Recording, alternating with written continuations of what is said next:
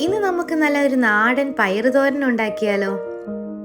അതിനായിട്ട് നമുക്ക് പച്ചപ്പയർ ഇതുപോലെ ചെറുതായിട്ട് അരിഞ്ഞെടുക്കണം.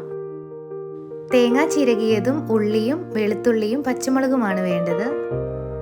ഇനി നമുക്ക് തോരൻ ആവശ്യമായിട്ടുള്ള അരപ്പുണ്ടാക്കിയെടുക്കുക. ഈ കാണുന്ന പോലെ എല്ലാം മിക്സിയിലേക്ക് ഇട്ട് അല്പം മഞ്ഞൾപ്പൊടിയും അല്പം ജീരകവും കൂടി ഇട്ട് നന്നായിട്ട് അരച്ചെടുക്കുക.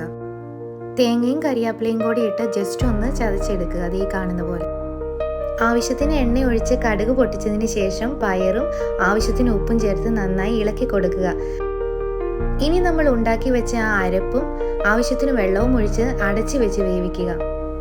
ചൂട് കഞ്ഞിയുടെ കൂടെയൊക്കെ ഈ കറി നല്ലൊരു കോംബോയാണ്. വെള്ളമെല്ലാം നന്നായി വറ്റി ഡ്രൈ ആയതിനു ശേഷം നമുക്കിത് സെർവ് ചെയ്യാവുന്നതാണ്.